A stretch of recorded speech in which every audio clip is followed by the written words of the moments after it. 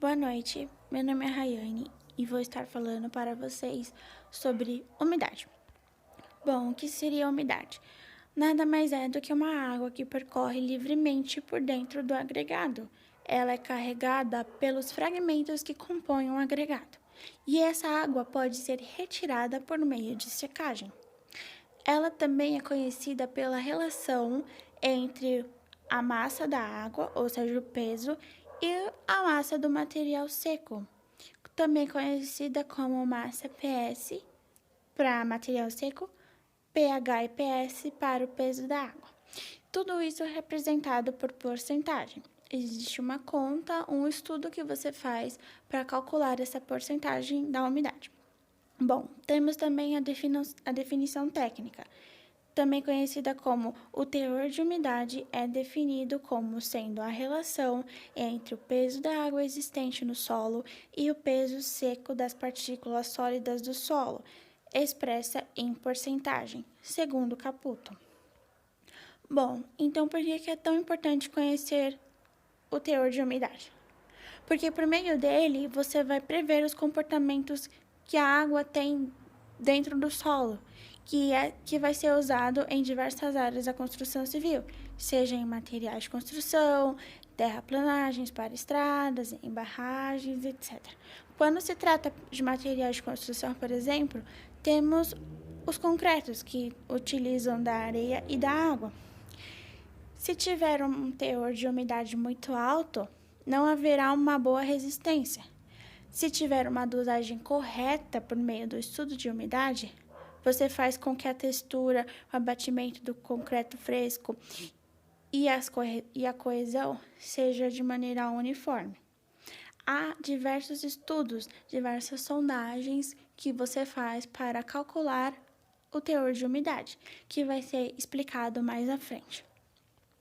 Bom, se acaso vocês tiverem mais interesse sobre o estudo de umidade, o teor de umidade e as sondagens que vão ser explicadas mais à frente, temos aqui as referências das quais vocês podem tirar algumas dúvidas ou curiosidades.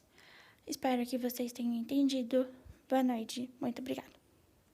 Oi, eu sou a Nayara e hoje eu vou falar um pouco sobre como preparar as amostras para o ensaio de teor de umidade. Então, para início a gente pode falar sobre os dois tipos de amostras que existem de solo.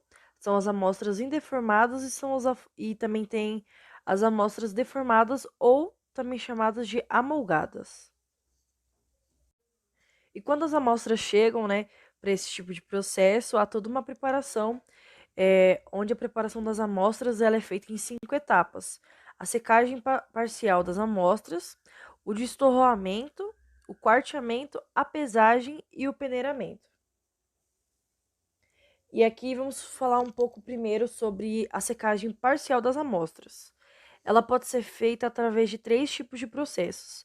Esse primeiro aqui mostrado é a exposição ao ar, onde ela é espalhada numa área coberta e tem contato direto com o sol e o ar.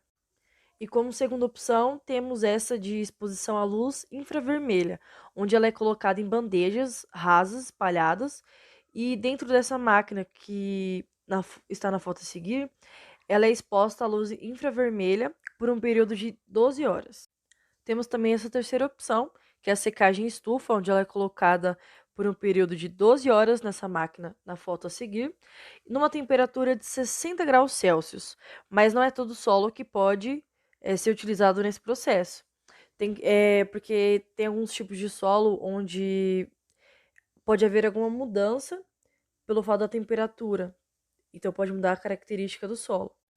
E agora vamos para a segunda etapa do processo, o de estorroamento da amostra, onde ele tem como finalidade separar os torrões. Ele vai desmanchar os torrões, mas tem que tomar muito cuidado para não desmanchar as partículas do solo. Então, agora nesse processo, vai passar pelo quarteador, o processo do quarteamento.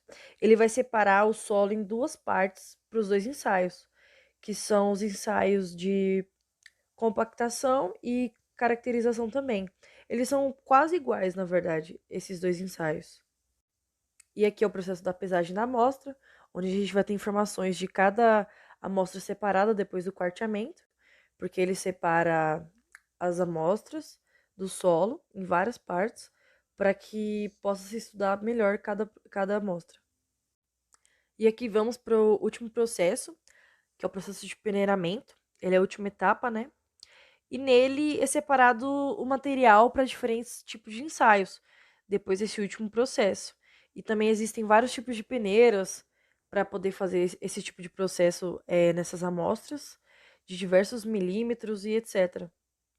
Olá a todos, meu nome é Micaele e eu vou falar sobre ensaios de teor de umidade, os métodos da secagem em estufa e de secagem por aquecimento no fogo. A secagem em estufa. O método da secagem em estufa é o mais feito e tradicional, um pouco demorado, porém com maior precisão. Os equipamentos necessários para esse método são a balança, as cápsulas com tampa, estufa para 100 graus a 110 graus Celsius, um dissecador, espátula e algum objeto para anotações. As etapas desse método são: primeiro, na balança, calcule o peso da cápsula, apenas a cápsula sozinha, e depois anote em algum papel.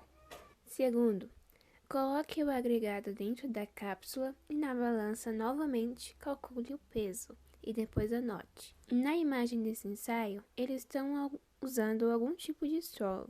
No nosso caso, iremos usar um agregado miúdo, a areia. Terceiro, depois leve a amostra para a estufa com tampa. Em 105 graus Celsius, deixe-a por 24 horas. Quarto, retire a amostra da estufa e coloque-a em um dissecador. Deixe por 5 minutos para que a amostra atinja a temperatura ambiente. Quinto, retirar do dissecador e pesá-la novamente e anotar. Sexto, calcule a umidade. O W é a umidade, igual MW, que é a massa da água, sobre MS, que é a massa do solo. MBU, que é a massa bruta úmida, mais com o peso da cápsula, menos MBS, que é a massa bruta seca, mais o peso da cápsula. Esse resultado será a massa da água que foi evaporada dentro da estufa, sobre MBS menos T, que é o valor da tara da cápsula, vezes 100%. Nesse método, não usamos apenas uma amostra, usamos várias como na imagem no fundo, para poder tirar a média da umidade entre elas. Secagem por aquecimento do fogo. É um método fácil, prático e rápido para a obtenção da umidade. Sua vantagem é a rapidez que é feito em relação ao da estufa e a possibilidade de fazer em campo. É também conhecido como método da frigideira. Seus equipamentos são a frigideira, um fogareiro, uma espátula ou uma colher para mexer, pincel, recipientes, balança e um objeto para anotações. As etapas são: primeiro, na balança, tare o peso do recipiente. Segundo, calcule o peso da amostra úmida e depois anote. Terceiro, coloque a amostra na frigideira para aquecer. Com a espátula, remexer a amostra. Aqui nesse método também estão usando algum tipo de solo, mas no nosso caso será um agregado. Depois de um tempo, a coloração do solo irá ficar mais clara. Isso indica que ele está ficando seco. Depois, coloque-a novamente no recipiente e na balança calcule o seu peso e depois anote. Repita as etapas 3 e 4 até que haja constância de massa e então calcular. Basicamente, o cálculo é o mesmo da estufa. A massa úmida menos a massa seca sobre a massa seca menos o peso do recipiente, vezes 100. Aqui nesse método, também usamos mais de uma amostra para calcular a média entre elas. Obrigada! Boa noite, eu me chamo Maria Gabriela e eu vim falar um pouco sobre teor de umidade também, só que os métodos frascos de Chapman e speed test.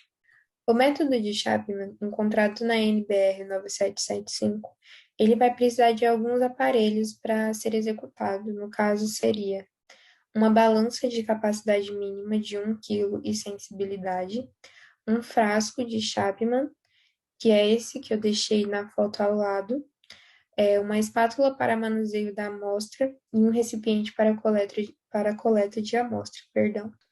O ensaio ele vai acontecer de seguinte forma: você vai colocar água nesse frasco de Chapman até a divisão de 200 milímetros e deixar em repouso. Em seguida, colocar 500 gramas de agregado miúdo úmido no frasco, o qual deve ser devidamente agitado para eliminar todas as bolhas de ar. Após isso, você vai fazer a leitura do nível atingido pela água no gargalho do frasco, que indica o volume em centímetros cúbicos da água mais o agregado úmido. As faces internas das paredes devem estar limpas e sem grãos aderentes. Essa divisão de 200 milímetros seria essa divisão aqui, ó.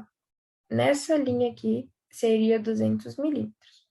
Aqui embaixo seria o bulbo inferior. Aqui a subdivisão do bulbo superior. E esse aqui seria o gargalho. Então, após você colocar a água, colocar o agregado miúdo e agitado, você vai ter que fazer a leitura da onde a água parou no gargalho e aí sim indicar o volume em centímetros cúbicos. Aqui dá para a gente ver melhor, ó. Então, aqui seria já depois de agitado, colocado a água, colocado o agregado miúdo. Aqui dá para ver que ele indica no gargalho qual seria o seu volume em centímetros cúbicos do agregado miúdo mais a água.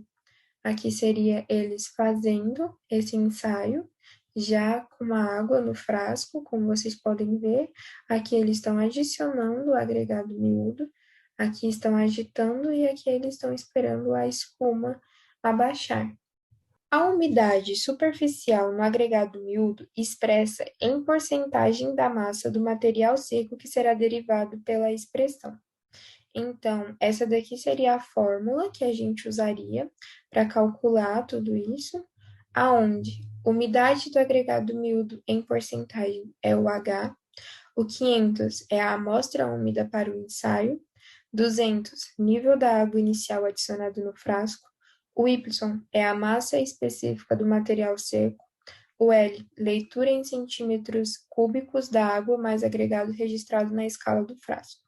E o 700, a somatória do nível inicial da água mais o agregado miúdo, que no caso seria o 500 do agregado e o 200 da água, que foi adicionado lá no começo do ensaio. Já o teste rápido ou speed test, ele é composto por uma garrafa metálica, na qual é acoplado em sua extremidade superior um manômetro, que seria essa daqui a garrafa e esse manômetro, e essa daqui seria as esferas de aço, que daqui a pouco a gente vai ver para que elas são usadas. E esse daqui os grampos para fechar a tampa da garrafa. O ensaio desse é um pouco mais detalhado, mas é bem mais rápido do que o outro. Ele consiste em colocar uma certa quantidade de material úmido, juntamente com uma ampola de carbureto de cálcio em pó e uma esfera de aço no interior da garrafa. Feito isso, fecha-se a garrafa, agitando-a violentamente para que a esfera quebre a ampola de carbureto de cálcio. Então, aquela esfera que a gente viu, ela serve para quebrar essa ampola que é colocada dentro da garrafa. A reação da água contida na areia com o carbureto de cálcio elevará a pressão que será acusada pelo manômetro e também pelo aquecimento da garrafa metálica. Em seguida, aplicar constantes movimentos de vai e vem para que haja homogeneização entre a areia úmida e o carbureto de cálcio, até que a garrafa esfrie. Essa pressão será registrada e por uma tabela de aferição, convertida em teor de umidade do solo. Este método é o mais rápido na obtenção do índice de umidade, o que torna o mais apropriado para ser empregadas em obras. Aqui são as referências do meu trabalho. Eu espero que vocês tenham entendido e qualquer dúvida é só perguntar. Muito obrigada e uma boa noite a todos.